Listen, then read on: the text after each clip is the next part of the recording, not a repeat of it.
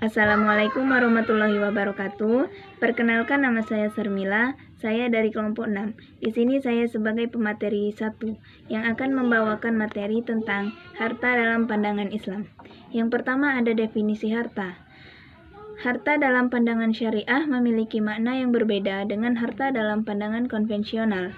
Secara umum, hal yang membedakannya adalah terletak pada posisi harta. Dalam pandangan konvensional, harta sebagai alat pemuas. Sementara dalam pandangan syar'i, posisi harta adalah sebagai wasilah atau perantara untuk melakukan penghambaan kepada Allah. Maksud mendefinisikan harta adalah untuk mendata apa saja yang dapat diperdagangkan. Dari sinilah mereka memperluas arti ma atau harta, sehingga di dalamnya termasuk al-haq atau hak tertentu. Misalnya, harta privilege atau harta istimewa, dan hak yang didahulukan. Menurut Mustafa Zarqa, para fuqaha memfokuskan harta pada dua faktor, yakni ainiyah dan urf atau jasa. Ainiyah maksudnya adalah harta yang terwujud materi konkret, sedangkan urf ialah berbagai hal yang dalam pandangan orang atas sebagiannya saja bernilai, karena itu dapat dibarterkan dengan yang lain. Demikian itu dari sudut pandang ekonomi jelas bernilai ekonomi, sebab itu jelas bisa diuangkan. Status harta di tangan manusia dibagi menjadi 4, yaitu sebagai perhiasan hidup. Manusia mempunyai kecenderungan untuk memiliki, menguasai, dan menikmati harta. Yang kedua adalah sebagai ujian keimanan. Bagaimana harta itu diperoleh dan untuk apa digunakannya. Nah, yang ketiga adalah sebagai bekal ibadah. Harta sebagai bekal ibadah yakni untuk melaksanakan perintahnya dan melaksanakan muamalah di antara sesama manusia melalui kegiatan zakat, infak, dan sedekah. Yang keempat, sebagai amanah. Harta-harta tersebut berstatus sebagai amanah atau titipan Allah, dan manusia hanyalah sebagai pemegang amanah tersebut. Dalam pandangan Al-Quran, harta merupakan modal atau faktor produksi yang penting, tapi bukan yang terpenting. Sekian dari saya. Assalamualaikum warahmatullahi wabarakatuh. Assalamualaikum warahmatullahi wabarakatuh. Perkenalkan, nama saya Afgan Rizky Putra dari kelompok 6. Saya sebagai pemateri kedua. Keuangan publik. Keuangan publik adalah hal-hal yang menyangkut dengan pendapatan dan pengeluaran pemerintah. Sedangkan kebijakan keuangan publik adalah kebijakan-kebijakan yang dijalankan pemerintah yang berkaitan dengan pendapatan dan pengeluarannya guna mempengaruhi roda perekonomian agar mencapai tujuan atau sasaran kegiatan perekonomian yang ada. Dalam literatur keuangan publik, tujuan pokok dari analisis keuangan publik adalah untuk mencapai efisiensi dan distribusi yang adil dalam kegiatan ekonomi. Dalam hal ini, ketika jalannya sistem perekonomian belum mencapai tingkat efisiensi ekonomi serta distribusi yang adil, maka diperlukan berbagai kebijakan fiskal untuk mencapai tujuan tersebut. Kebijakan fiskal dalam hal ini adalah kebijakan yang bersangkutan dengan jumlah penerimaan dan pengeluaran negara. Kebijakan penerimaan dan pengeluaran negara diarahkan sedemikian rupa sehingga dapat mencapai efisiensi dan distribusi yang adil dari kegiatan perekonomian. Keuangan publik merupakan salah satu cabang ekonomi yang membahas tentang pengadaan, pemeliharaan, dan pengeluaran sumber-sumber yang dibutuhkan untuk menjalankan tugas-tugas pemerintah. Negara yang dijalankan dengan prinsip Islami pada hakikatnya memiliki tujuan yang besar, yakni memenuhi kebutuhan hidup minimum untuk seluruh masyarakatnya, memerangi ketidakadilan oleh pemerintah maupun antara anggota masyarakat dan menjalankan pembangunan ekonomi yang berkelanjutan. Hak kepemilikan tanah. Islam menentang keras sistem pemilikan tanah dengan menghapus kebiasaan dari hak anak sulung, di mana seluruh harta milik diwariskan kepada anak tertua dan tidak menyisakan sedikit pun kepada ahli waris lainnya. Hukum waris Islam membuat pembagian tanah kepada orang-orang yang wajib menerimanya setelah kematian pemiliknya. Kepemilikan tanah setelah kematian miliknya, baik kaya atau miskin, wajib dibagi di kalangan anak laki-laki, anak perempuan, ayah, ibu, dan istri, dan kerabat lainnya. Negara memperoleh tanah pada prinsipnya dengan dua jalan.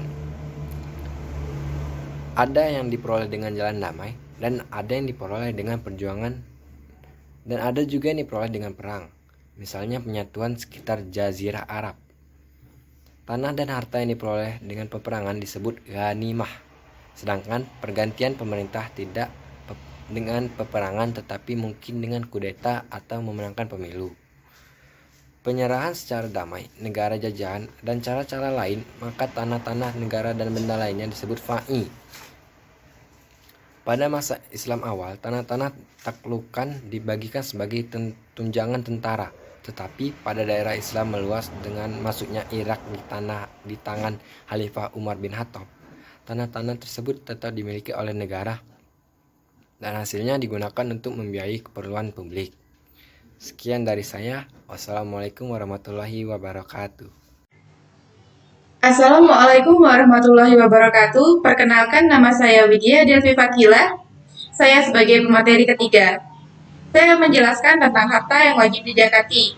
Asas penting yang perlu diperhatikan untuk mengetahui harta itu wajib dijakati atau tidak, yaitu dilihat dari sifatnya. Jika harta itu dapat bertumbuh kembang, itu wajib dijakati. Jika harta itu tidak dapat bertumbuh kembang, itu tidak wajib dijakati, karena dalam jangka waktu kurang lebih 40 tahun, harta itu akan habis hanya untuk membayar zakat. Di dalam Al-Quran, hanya beberapa macam saja disebutkan harta yang wajib dijakati, yaitu yang pertama, emas dan perak. Emas dan perak wajib dijakati, baik berupa mata uang, dinar atau dirham, ataupun berupa emas biasa, batangan, dan sebagainya, tanpa memerhatikan jenis kepemilikannya, baik itu kepemilikan nyata atau nilai. Yang kedua, ada binatang ternak. Ternak yang wajib dijakati adalah unta, sapi, kambing, termasuk domba. Nisab zakat untuk unta yaitu 5 ekor, untuk sapi 30 ekor, dan kambing 40 ekor. Jumlah zakat binatang ternak terus bertambah seiring bertambahnya dengan binatang ternak itu sendiri. Yang ketiga, ada tanaman dan buah-buahan. Tanaman dan buah-buahan yang wajib dijakati yaitu tanaman yang bisa dijadikan makanan pokok oleh manusia, serta tidak rusak jika disimpan dalam waktu yang lama. Yang keempat, ada barang perniagaan. Barang perniagaan adalah barang-barang yang ditukar ganti dengan tujuan memperoleh keuntungan. Barang perniagaan disamakan dengan emas dan perak dalam hal nisab dan haulnya. Begitu juga dengan kadar zakat wajibnya.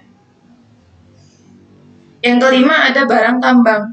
Nisab barang tambang sama dengan nisab emas dan perak. Hanya saja pada barang tambang tidak disyaratkan haul sebagaimana emas dan perak.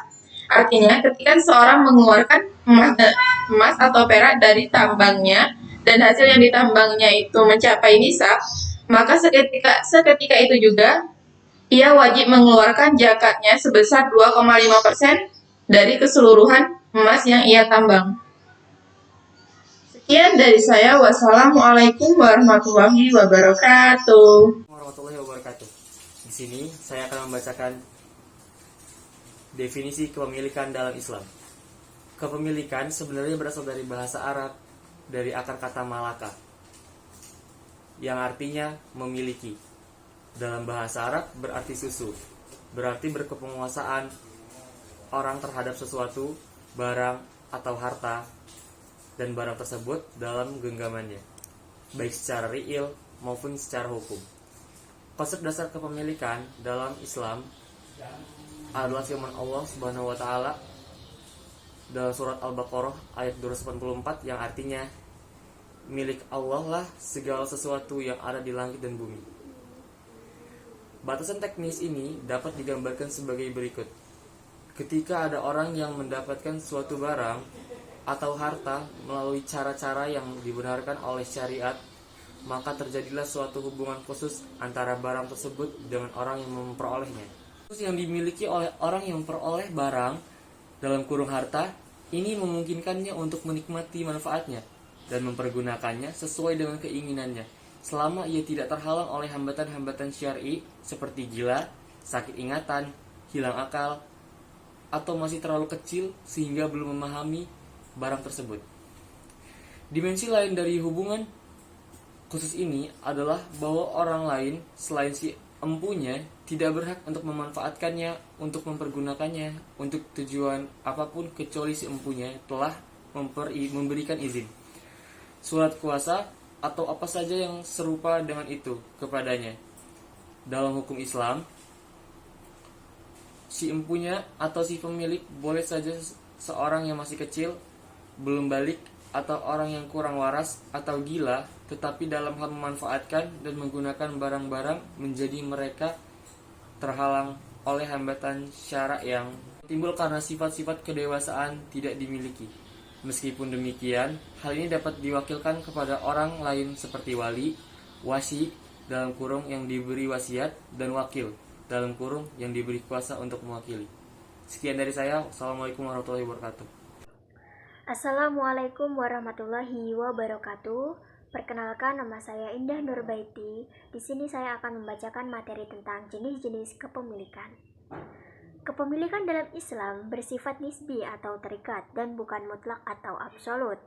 Pengertian nisbi di sini mengacu pada informasi bahwa apa yang dimiliki manusia pada hakikatnya yang berjudul kepemilikan yang sebenarnya atau asli dan nyata.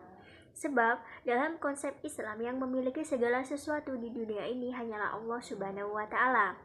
Dialah pemilik tunggal jagat raya dan segala isinya. Yang sebenarnya menurut Syekh Taqiyuddin An-Nabhani ada 3 macam kepemilikan, yaitu yang pertama adalah kepemilikan individu atau malikiyah fardiyah.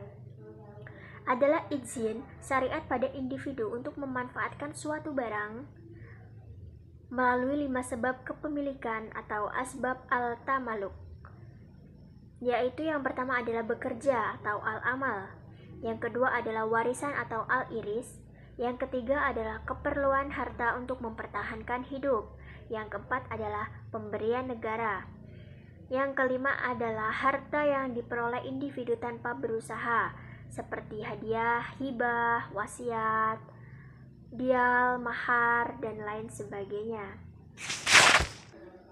Para ulama fikih membagi kepemilikan kepada 2 bentuk, yaitu yang pertama al-mil at-tam atau milik yang sempurna, yaitu apabila materi dan manfaat harta itu dimiliki sepenuhnya oleh seseorang, sehingga seluruh hak dan terikat dengan harta itu di bawah penguasaannya.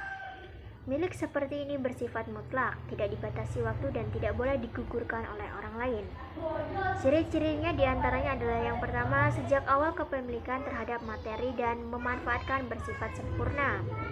Yang kedua adalah materi dan manfaatnya sudah ada sejak pemilikan itu. Yang ketiga adalah pemiliknya tidak dibatasi waktu. Yang keempat adalah kepemilikannya tidak dapat digugurkan. Yang kedua adalah al-milk al-nasyik atau kepemilikan tidak sempurna, yaitu apabila seseorang hanya menguasai materi harta itu tetapi manfaatnya tidak dikuasai orang lain. Ada ciri-cirinya. Yang pertama adalah boleh dibatasi waktu, tempat, dan sifatnya. Yang kedua adalah tidak boleh diwariskan. Jadi orang yang menggunakan manfaatnya wajib mengeluarkan biaya pemeliharaannya. Yang kedua adalah kepemilikan umum atau malikiyah ammah. Pada isim syariat, kepada masyarakat secara bersama-sama memanfaatkan suatu kekayaan yang berupa barang-barang yang mutlak diperlukan manusia dalam kehidupan sehari-hari, seperti air, sumber energi, listrik, gas, batubara, nuklir, dan lain sebagainya. Sedangkan dalam hasil hutang sendiri, barang tidak mungkin dimiliki individu seperti sungai, pelabuhan, danau, lautan, jalan raya, jembatan, bandara, masjid, dan lain sebagainya. Dan barang yang menguasai hajat orang banyak seperti emas, perak, dan lain sebagainya. Yang ketiga adalah kepemilikan negara atau malikiyah daulah. Adalah izin syariat atas setiap harta yang hak pemanfaatannya berada di tangan khalifah atau pemimpin sebagai kepala negara. Termasuk dalam kategori ini adalah harta ghaniyah atau pemasaran perang.